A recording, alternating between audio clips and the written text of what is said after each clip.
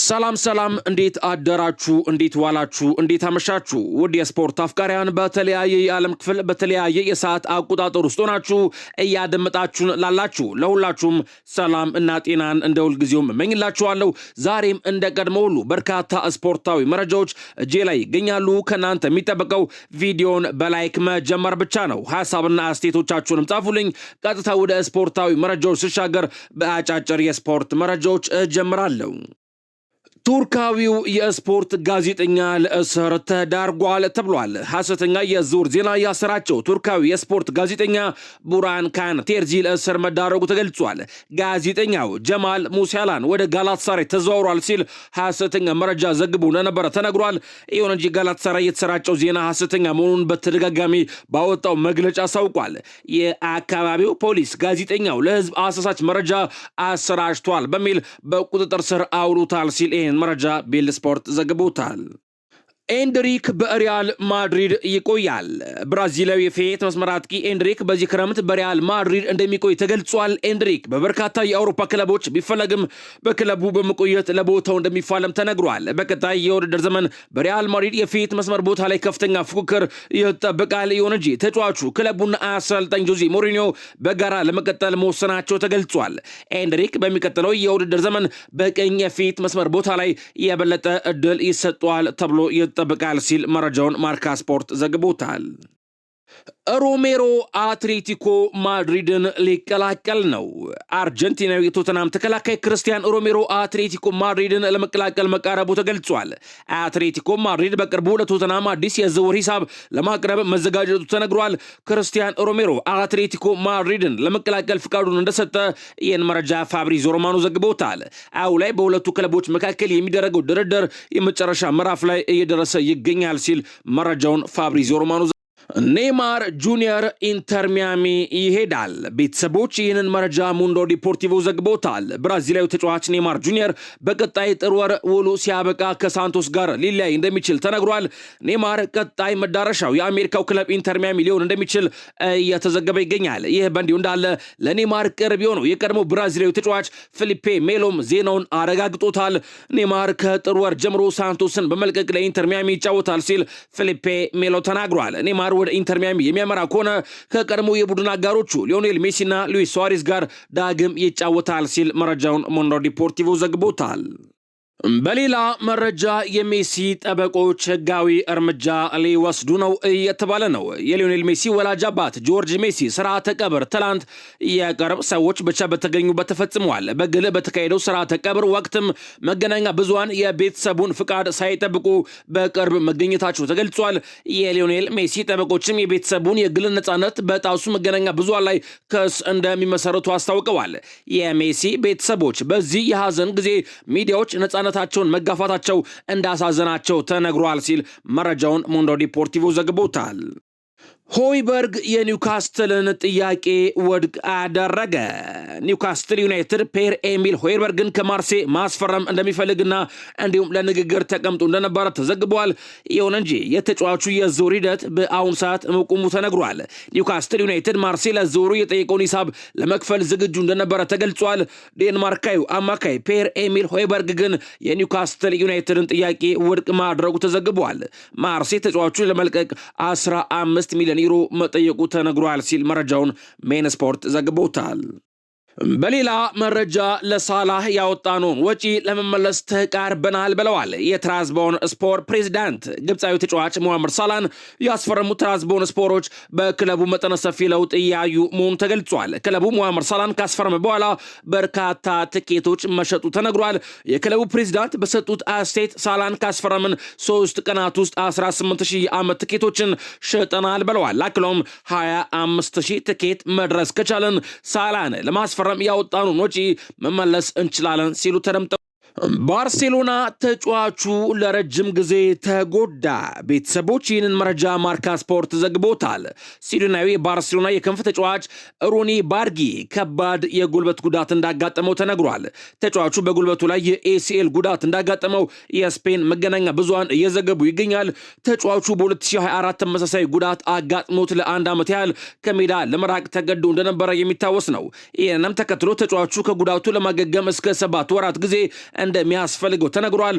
ተጫዋቹ ተጨማሪ የጨዋታ ሰዓት ለማግኘት በዚህ ክረምት ባርሴሎናን በውሰት ለመልቀቅ ተቃርቦ ነበር ሲል መረጃውን ማርካ ስፖርት ዘግቦታል። በሌላ መረጃ እኔን እንዲተካ የሾምኩት ሞሪኒዮን ነበር ብለዋል ፈርጉሰን። የቀድሞ የማንቸስተር ዩናይትድ ታሪካዊ አሰልጣኝ ሰር አሌክስ ፈርጉሰን ከዚህ በፊት ያልተሰማ ታሪክ ተናግረዋል። አሰልጣኝ ሰር አሌክስ ፈርጉሰን 2013 ከኃላፊነት ሲለቁ እንዲተኳቸው የሾሙት ጆዜ ሞሪኒዮን እንደነበረ ገልጸዋል።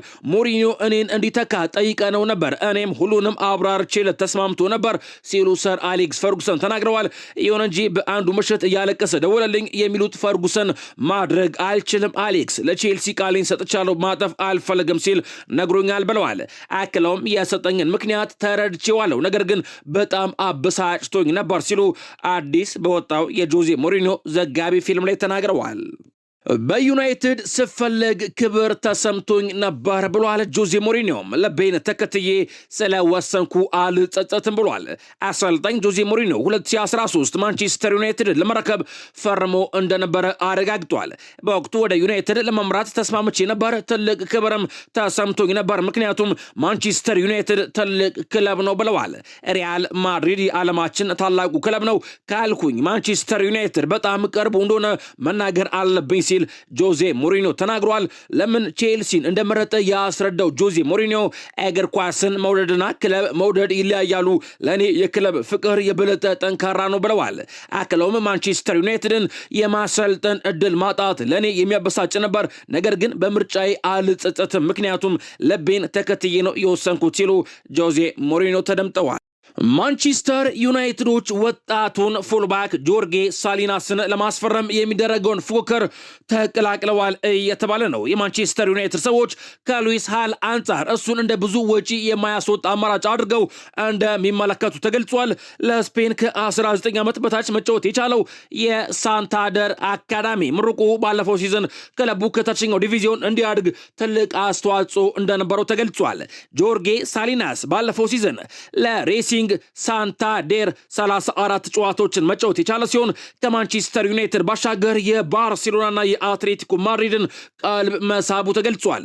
ተጫዋቹ በጆርጌ ሜንዴዝ የሚወከል ሲሆን ከጁን 30 በፊት የ8 ሚሊዮን ዩሮ የውል ማፍረሻ የነበረው ቢሆንም አሁን ላይ ግን ይህ ጊዜ በማለፉ የውል ማፍረሻ ወደ 16 ሚሊዮን ዩሮ ማደጉ ተገልጿል።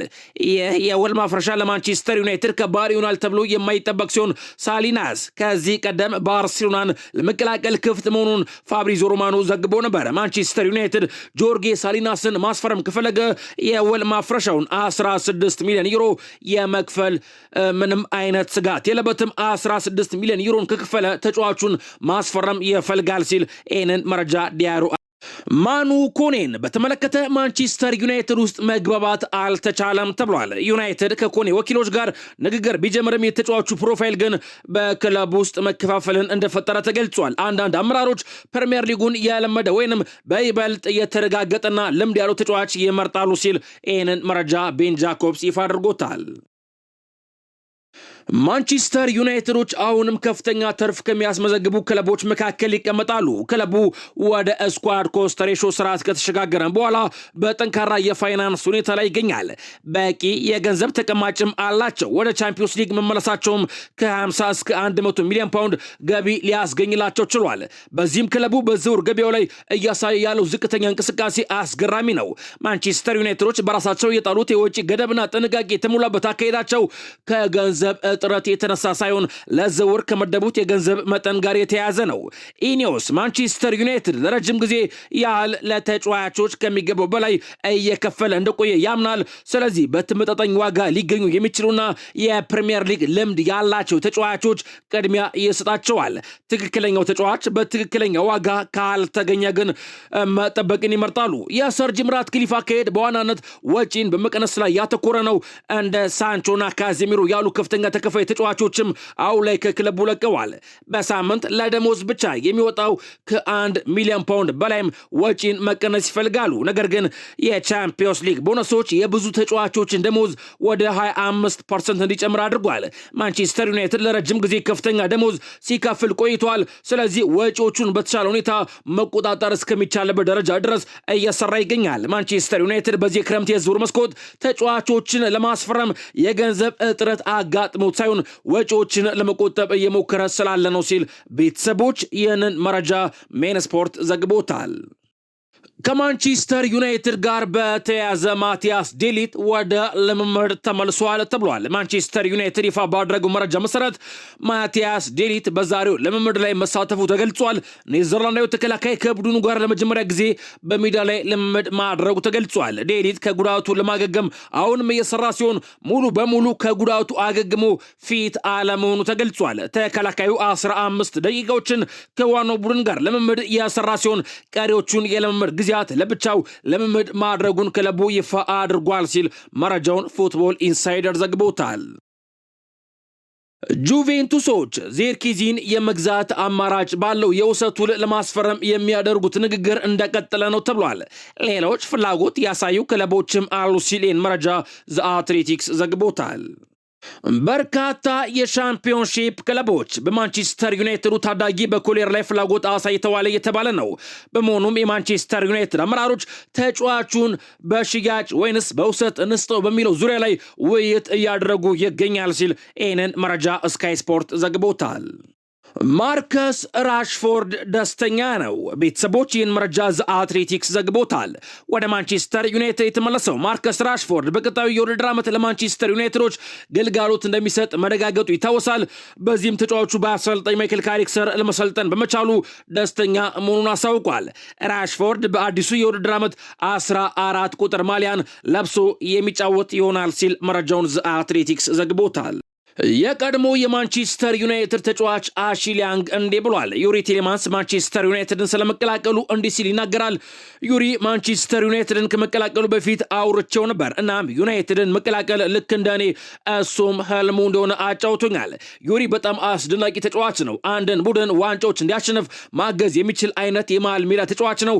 እናም እሱን በመሃል ሜዳ ውስጥ ከቡድኑ ጋር ማጣመር ማንቸስተር ዩናይትድን ወደ ዋንጫ አንድ እርምጃ እንዲቀርብ ያስችሏል ተረምጧል። የቀድሞ የማንቸስተር ዩናይትድ ተጫዋች አሺሊ ያንግ እንግሊዛዊው የማንቸስተር ዩናይትድ ተከላካይ ሃሪ ማጓየር አዲሱ ፈራሚ አንድሬ ሳንቶስን አሞግሶታል። እሱ ድንቅ ጊዜን እያሳለፈ ነው፣ በዚህም ሁላችንም ለሱ ደስተኞች ነን ሲል ማጓየር ተደምጧል። አክሎም በየጨዋታዎች እያሳየ ያለው መሻሻል ሁሉም ሊመለከተው የሚችለው ነው፣ ሁሉም ሊመለከተው የሚጓጓለት አይነት ተጫዋችም ነው ሲል ሃሪ ማጓየር አዲሱ ፈራሚ አንድሬ ሳንቶስን አወድሶታል ተብሏል። በሌላ መረጃ ማንቸስተር ሲቲዎች አሌክሲስ ማካሊስተርን በአማካይ ተጫዋች ዝርዝራቸው ውስጥ እንደ አማራጭ ጠቅሰውታል ተብሏል። ነገር ግን ከሊቨርፑል ጋር እስካሁን ድረስ ምንም የተደረገ ግንኙነት ወይንም እድገት የለም። የማንቸስተር ሲቲ ፍላጎት በተለይ የሮድሪ የወደፊት ሁኔታ ጋር ተያይዞ እየተጠና ነው። ማካሊስተር ከተመረጡ የአማካይ ተጫዋቾች መካከል አንዱ ነው ሲል መረጃ ቤን ጃኮብስ ይፋ አድርጎታል። ማንቸስተር ሲቲዎች የሊቨርፑልን የመሃል ሜዳ ተጫዋች አሌክሲስ ማካሊስተርን መፈለጋቸውን ተከትሎ ቤተሰቦች ዘሰን አንድ መረጃ ይፋ አድርጓል። አሌክሲስ ማካሊስተር ሊቨርፑልን የመልቀቅ ዕድሉ እጅግ ዝቅተኛ ነው ብሏል። በዚህ የውድድር ዘመን የቡድኑ ቁልፍ አካል እንደሚሆን ይጠበቃል። የከርተስ ጆንስ የወደፊት ሁኔታ እርግጠኛ ባልተኮነበት ሁኔታ የአዲሱ የውድድር ዘመን መጀመሪያ በጣም ቀርቦ ሳለ ሊቨርፑል ሁነኛውን አማካኙን ለመሸጥ ምንም አይነት ጥያቄ ቢቀርብለት አያስብበትም ተብሏል። አሌክሲስ ማካሊስተር በሊቨርፑል ቤት የ2 ዓመት ኮንትራት ይቀረዋል ሲል መረጃውን ዘሰን ዘግቦታል። ማንቸስተር ሲቲዎች የክሪስታል ፓላሱን አማካይ አዳም ዋርተንን ለማስፈረም የዝውውር መስኮት ከመከፈቱ በፊት ጥያቄ አቅርበው ነበር ተብሏል። እንደ ቤን ጃኮብስ ዘገባ ማንቸስተር ሲቲ ለዋርተን ፍላጎት ካሳዩ ክለቦች መካከል አንዱ ነው። እስካሁን ድረስ ግን ከፓላስ ጋር የተደረገ ይፋዊ ጨረታ የለም ሲል መረጃውን ቤን ጃኮብስ ይፋ አድርጎታል።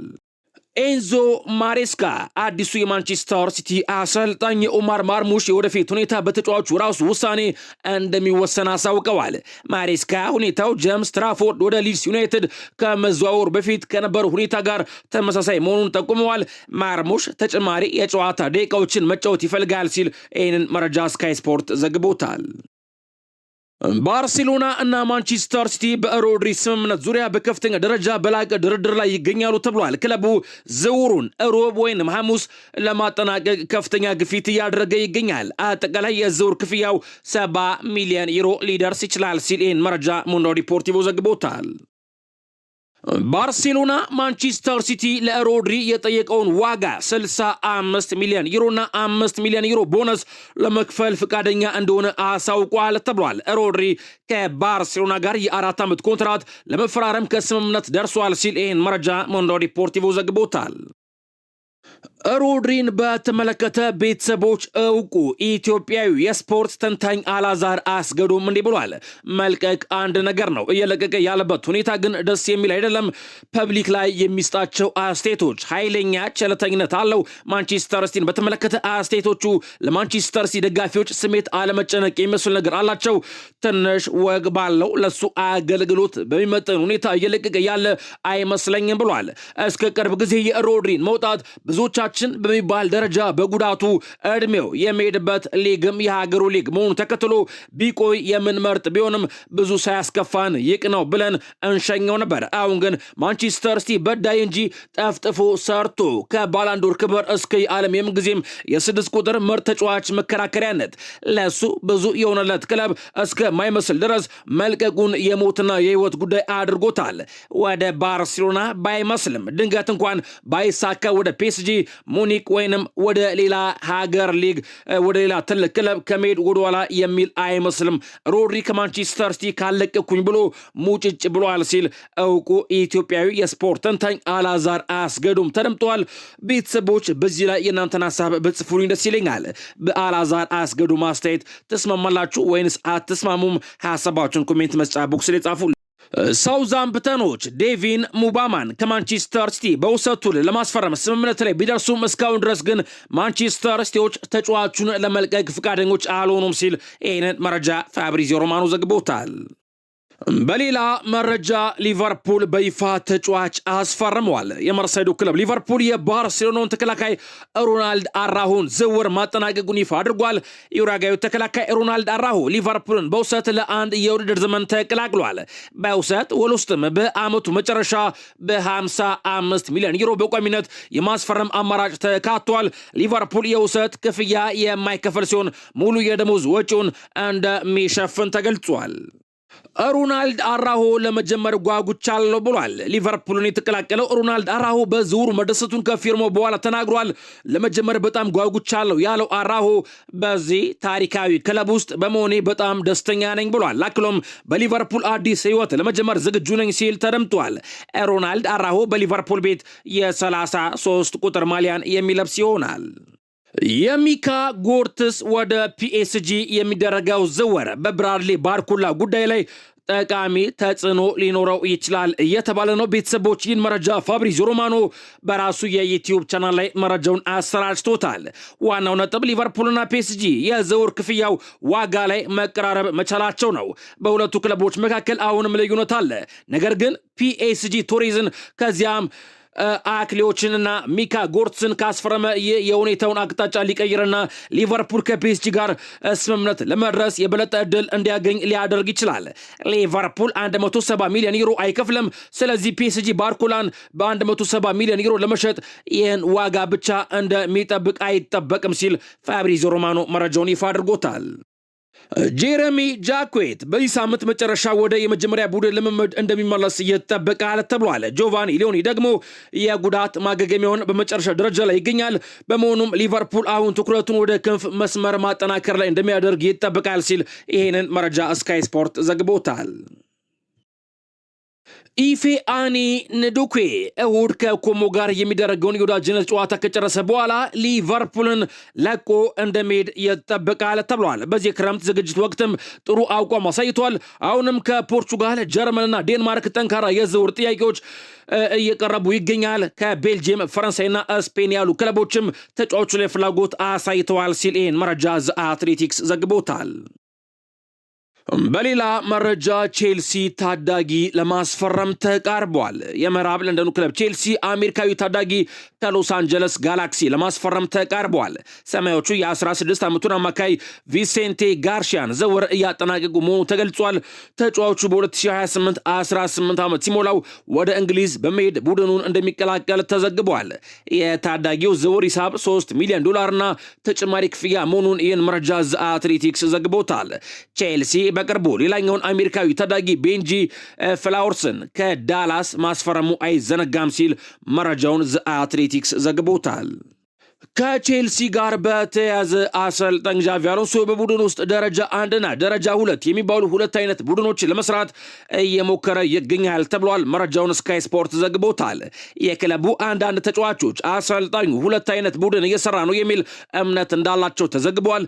ይህም ተጫዋቾቹ ከአሰልጣኙ እቅድ ውጭ እንሆናለን የሚል ስጋት እንዳያድርባቸው ማድረጉን ለክለቡ ቅርብ የሆኑ ምንጮች ዘግበዋል። ቼልሲ በበኩሉ አሰልጣኙ ቡድኑን በመክፈል ሁለት አይነት ቡድን እየሰራ ነው መባሉን ወድቃ አድርጎታል። ክለቡ አሰልጣኝ ዣቪ አሎንሶ ሁሉም ተጫዋቾች ራሳቸውን እንዲያሳዩ እድል መስጠቱን አሳውቋል ሲል ይህን መረጃ ስካይ ስፖርት ዘግቦታል።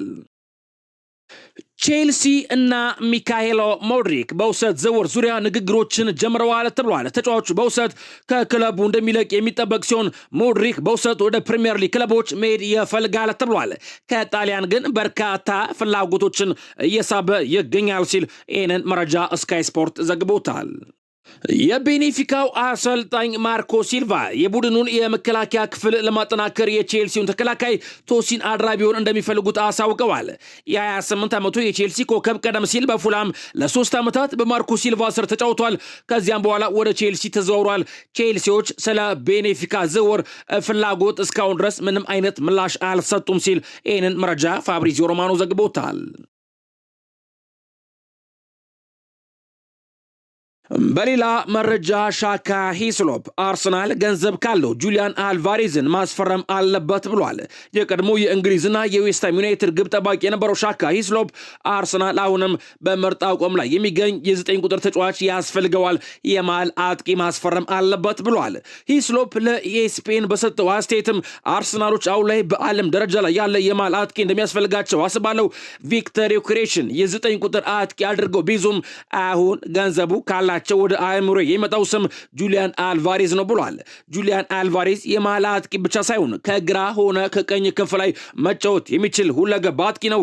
ስለዚህ አርሰናል ካስፈረመው ከዮኬሬሽ ጋር እና ከጀርባው እንዲሁም ደግሞ በክንፍ ላይ ሊጠቀምበት ይችላል። አርሰናሎች ገንዘብ ካላቸው በፍጥነት ተጫዋቹን ሳያጡት በፊት ማስፈረም ይኖርባቸዋል ሲል ተደምጧል። ጁሊያን አልቫሬዝን በተመለከተ አትሌቲኮ ማድሪዶች ተጫዋቹን ለባርሴሎና የመሸጥ ምንም አይነት ፍላጎት የላቸውም ተብሏል። እናም ፓሪስ ሴን ጀርመን ወይንም አርሰናል ጠንከር ያለ ጥያቄ ይዘው ከመጡ አትሌቲኮ ማድሪዶች ተጫዋቹን ለአርሰናል ወይንም ለፓሪስ ሴን ጀርመን ለመሸጥ ፍላጎት አላቸው። ነገር ግን ለባርሴሎና የመሸጥ ምንም አይነት ፍላጎት የላቸውም ሲል ይህንን መረጃ ማርካ ስፖርት ዘግቦታል። አርሰናሎች አልቫሬዝን ለማስፈረም ከአትሌቲኮ ማድሪድ ምንም አይነት ድጋፍ ከተመለከቱ ለመንቀሳቀስ ዝግጁ መሆናቸውን አሳውቀዋል ሲል መረጃውን ቤን ጃኮብስ ይፋ አድርጎታል። አርሰናሎች ፔድሮ ኔቶን ለማስፈረም ያላቸውን ፍላጎት ለተጫዋቹ ወኪሎች አሳውቀዋል ተብሏል። ቼልሲዎች ተጫዋቹን የመሸጥ ምንም ፍላጎት ባይኖራቸውም የዝውውር ዋጋው ተስማሚ መሆን እንዳለበትና ከተጫዋቹ ሽያጭ 70 ሚሊዮን ፓውንድ እንደሚፈልጉ አሳውቀዋል ሲል ይህን መረጃ ፍሎሪያን ፕሌተንበርግ ከስካይ ስፖርት ይፋ አድርጎታል። አርሰናሎች ኬናን ይልዲዝን በከፍተኛ ፍላጎት መከታተላቸውን የቀጠሉ ሲሆን በቅርብ ሰዓታት ውስጥም የተጫዋቹ ስም በክለቡ ዘንድ እንደገና አነጋጋሪ ሆኗል ተብሏል። ሆኖም ጁቬንቱሶች ተጫዋቹን ለመሸጥ ፈቃደኛ አይደሉም። አርሰናል ከዚህ ቀደም በሰኔ ወር ስለ ተጫዋቹ ሁኔታ ጠይቆ ነበር ሲል ይህንን መረጃ ቱቶ መርካቶ ይፋ አድርጎታል። አርሰናሎች ምትክ ተጫዋች ሳያገኙ በዚህ ክረምት የማርቲኔሊን ዝውውር ሽያጭ አያጸድቁም ተብሏል። ጋላታሳራይ ባለፈው ሳምንት መጨረሻ ለተጫዋቹ ፍላጎት ማሳየቱ ይታወቃል ሲል ይህንን መረጃ ስካይ ስፖርት ዘግቦታል። የጋብሪኤል ጄሱስ ወኪል ጆቫኒ ብራንቺኒ ከቱርክ ክለቦች 2 ጥያቄዎች ደርሰውናል፣ ነገር ግን ጋብሪኤል ጄሱስ ወደ ቱርክ መሄድ አይፈልግም ሲል ተደምጧል። መረጃውን ሜን ስፖርት ይፋ አድርጎታል። ዌስትሃም ዩናይትዶች ሬስ ኔልሰንን ከአርሰናል በ1 ዓመት የውሰቱን ለማስፈረም የሚያደርጉት ንግግር የላቀ ደረጃ ላይ ደርሷል። ተጫዋቹ ለዙሩ ፈቃደኛ ነው። አርሰናል ተጫዋቹ በኮንትራቱ ላይ የቀረውን ዕድሜ 1 ዓመት ስለሆነ በቋሚነት መሸጥ ቢፈልግም ንግግሮች ግን ከዌስትሃም ጋር የላቀ ደረጃ ላይ ደርሰዋል ሲል ይህንን መረጃ ዘ አትሌቲክስ ዘግቦታል። አርሰናል ቤት ውስጥ አዲስ አጥቂ ካልመጣ ማይክል አርቴታ ኢብሬቺዜን በግራ መስመር እንደ አማራጭ አድርጎ የሚመለከተው ይሆናል ተብሏል። ይህ የእንግሊዝ ብሔራዊ ቡድን ተጫዋች በግራ መስመር ላይ የመጫወት ትልቅ ፍላጎት አለው ሲል መረጃ ገነርስ ብሎክ ይፋ አድርጎታል። በተጨማሪም ከአርሰናል ጋር በተያያዘ ማይክል አርቴታ የሚመርጠው የአማካይ ክፍል ሶስትዮሽ የትኛው ነው ሲል ቤተሰቦች ሜን ስፖርት አንድ መረጃ ይፋ አድርጓል። ሜን ስፖርት ይፋ ያደረገው መረጃም ከሆነ ዴክላን ራይስ፣ ብሩኖ ጉማሬዥ እና ማርቲን ኦዴጋርድ ማይክል አርቴታ በአንድ ላይ በሜዳ ላይ ለማየት በጉጉት የሚጠብቃቸው የአማካይ ክፍል ሶስትዮሽ ሊሆኑ ይችላሉ ብሏል። እነዚህ 3 ተጫዋቾች በአርሰናል ወሳኝ ጨዋታዎች ላይ በመደበኛነት ይሰለፋሉ ተብሎ ይጠበቃል። ይህም የጉልበት ጥንካሬን፣ የጨዋታ ቁጥጥርን፣ የፈጠራ ችሎታና ከፍተኛ የቴክኒክ ብቃትን ያጣመረ ጥምረት ይፈጥራል ብሏል ሜን ስፖርት። የጥምረት በዚህ የውድድር ዘመን የአርሰናል ዋና የአማካይ ክፍል ሶስትዮሽ ሊሆን ይችላል ሲል ሜን ስፖርትን መረጃ ይፋ አድርጎታል። ቪክተር ዮኬሬሽ ስዊድናዊ አርሰናል የፊት መስመር አጥቂ ከማንቸስተር ሲቲ ጋር ምንም አይነት የወዳጅነት የሚባል ጨዋታ የለም ሲል ተደምጧል። ቪክተር ዮኬሬሽ በትናንትናው ዕለት ስለ ኮሚኒቲ ሺልድ የዋንጫ ጨዋታ ሲጠየቅ ነው ይህንን ምላሽ የሰጠው። ከማንቸስተር ሲቲ ጋር ምንም የወዳጅነት የሚባል ጨዋታ የለንም ሲል ተደምጧል። ቤተሰቦች የኮሚኒቲ ሺልድ ፍልሚያ አርሰናል ከማንቸስተር ሲቲ ጋር አዲሱ የውድድር ዘመን የሚጀምረው በፕሪሚየር ሊጉ ሻምፒዮንና በኤፍኤ ካፕ አሸናፊ መካከል በሚደረግ ጨዋታ ሲሆን አርሰናል ለኮሚኒቲ ሺልድ ዋንጫ ከማንቸስተር ሲቲ ጋር የሚጫወት ይሆናል። እሁድ ኦገስት 16 2026 አርሰናልና ማንቸስተር ሲቲ ጨዋታቸውን የሚያደርጉ ይሆናል። አርሰናል ለ25ኛ ጊዜ በኮሚኒቲ ሺልድ ጨዋታ ላይ የሚሳተፍ ሲሆን ከዚህ ቀደም ዋንጫውን 17 ጊዜ ማሸነፍ ችሏል። ማንቸስተር ሲቲ ደግሞ ለ17ኛ ጊዜ የሚሳተፍ ሲሆን ከዚህ ቀደም 7 ጊዜ ማሸነፍ ችሏል። ሁለቱም ክለቦች ይህ አዲሱን የውድድር ዘመን በዋንጫ ለመጀመርና ለ2026-27 የውድድር ዘመን ጥሩ መነሻ ለመፍጠር የሚያስችል መልካም አጋጣሚ አድርገው ይመለከቱታል። አርሰናል እና ማንቸስተር ሲቲ እሁድ ኦገስት 16 የኮሚኒቲ ሺልድ የዋንጫ ጨዋታቸውን የሚያደርጉ ይሆናል። ይህንም ተከትሎ ቪክተር ዮኬሬሽ ከማንቸስተር ሲቲ ጋር ምንም የወዳጅነት የሚባል ጨዋታ የለንም ሲል ተደምጧል። ሪያል ማድሪዶች ኤድዋርዶ ካማቪንጋን ለመሸጥ አማራጮችን እየተመለከቱ ነው። ተጫዋቹ ግን በክለብ ውስጥ መቆየት ይፈልጋል ሲል መረጃ ዘ አትሌቲክስ ዘግቦታል። በሌላ መረጃ የሪያል ማድሪድ አዳዲስ ፈራሚዎች የሚለብሱት የማሊያ ቁጥር ይፋ ተደርጓል ተብሏል። መረጃውን ማርካ ስፖርት ዘግቦታል። ያን ዲዮማንዴ 25 ቁጥር፣ ዴንዚል ዶንፍሪዝ 24 ቁጥር፣ በርናንዶ ሲልቫ 20 ቁጥር፣ ካርሎስ ኤስፒ 19 ቁጥር፣ ማርክ ኩኩሬላ 17 ቁጥርና ኢብራሂም ኮናቴ 16 ቁጥር የሚለብሱ ይሆናል ሲል መረጃውን ማርካ ስፖርት ይፋ አድርጎታል። በሌላ መረጃ አሁናዊ የፕሪሚየር ሊጉ አሰልጣኞች ዓመታዊ ደሞዛቸው በማለት ቤተሰቦች 90 ሚኒት አንድ መረጃ ይፋ አድርጓል። ከ1 እስከ 5 ያሉትን ስንመለከት ሮቤርቶ ዲዘርቢ የቶተንሃም ዋና አሰልጣኝ 12 ሚሊዮን ዩሮ ይከፈለዋል ተብሏል። እንዲሁም ኤንዞ ማሬስካ ከማንቸስተር ሲቲ በተመሳሳይ 12 ሚሊዮን ዩሮ ይከፈለዋል ተብሏል። ቤተሰቦች ዣቪ አሎንሶ ከቼልሲ 13 ሚሊዮን ዩሮ እንዲሁም ኦሊቨር ግላስነር ከኖቲንጋም ፎረስት 13 ሚሊዮን ዩሮ ይከፈላቸዋል ሲል 90 ሚኒት አንድ መረጃ ይፋ አድርጓል። ቤተሰቦች በቀዳሚነት መቀመጥ የቻለው የፕሪሚየር ሊጉ ውዱ ተከፋይ አሰልጣኝ የተባለው እንደ 90 ሚኒት መረጃ ከሆነ የሰሜን ለንደኑ ክለብ የአርሰናል ዋና አሰልጣኝ ማይክል አርቴታ ሲሆን በአመት 15 ሚሊዮን ዩሮ ይከፈለዋል ሲል 90 ሚኒት ይህን መረጃ ይፋ አድርጎታል። ባለፉት 10 ዓመታት በእንግሊዝ ፕሪሚየር ሊግ በየቦታቸው ከፍተኛ ሬቲንግ ያገኙ ተጫዋቾች በማለት ቤተሰቦች ሁ ስኮርድ አንድ መረጃ ይፋ አድርጓል። በግብ ጠባቂነት ቦታ ላይ አርጀንቲናዊው የአስቶን ቪላ ግብ ጠባቂ ኤሚሊያኖ ማርቲኔዝ መቀመጥ ችሏል 6.80 ከ10። በተከላካይነት ቦታ ላይ ትሬንት አሌክሳንደር አርኖልድ የቀድሞ የሊቨርፑል ተጫዋች መቀመጥ ችሏል 7.15 ከ10። እንዲሁም የቀድሞ የአርሰናል ተጫዋች ሙስታፊ መቀመጥ ችሏል 7.17 ከ10። ቨርጅል ቫን ዳይክ ከሊቨርፑል 7.18 እና እንዲሁም አሎንሶ 7.19 ማግኘት ችለዋል ከቼልሲ። በመሃል ሜዳ ቦታ ስንመለከት ቤተሰቦች ኬቨን ዴብሩይን የቀድሞ የማንቸስተር ሲቲ ተጫዋችና ሌጀንድ 7.57 ከ10። ሮድሪ 7.26 ከ10። እንዲሁም ቦርኖ ፈርናንዴስ ከማንቸስተር ዩናይትድ 7.35 ከ10። ፊት መስመር ላይ ስንመለከት ቤተሰቦች ሙሐመድ ሳላህ የቀድሞ የሊቨርፑል ተጫዋችና ሌጀንድ 7.37 ከ10። ሃሪ ኬን የቀድሞ የቶተንሃም ሆትስፐር እንዲሁም የአሁኑ የባየርን ሙኒክ የፊት መስመር ተጫዋች 7.54 ከ10 እና ኤደን ሃዛርድ የቀድሞ የቼልሲ ተጫዋች 7.77 ከ10። ቤተሰቦች እነዚህ 11 ተጫዋቾች ባለፉት 10 ዓመታት በፕሪሚየር ሊጉ በየቦታቸው ከፍተኛ ሬቲንግ ያገኙ ተጫዋቾች ናቸው ሲል መረጃውን ሁ ስኮርድ ዘግቦታል። እስካሁን ድረስ ባለው በዚህ የዝውውር መስኮት በጣም ከፍተኛ ዋጋ የወጣባቸው 11 ተጫዋቾች በማለት ቤተሰቦች ትራንስፈር ማርኬት አንድ መረጃ ይፋ አድርጓል። በግብ ጠባቂነት ቦታ ላይ ሊድስ ዩናይትድን ከማንቸስተር ሲቲ የተቀላቀለው ጄምስ ትራፎርድ መቀመጥ ችሏል 46.7 ሚሊዮን ዩሮ ወጥቶበታል ተብሏል።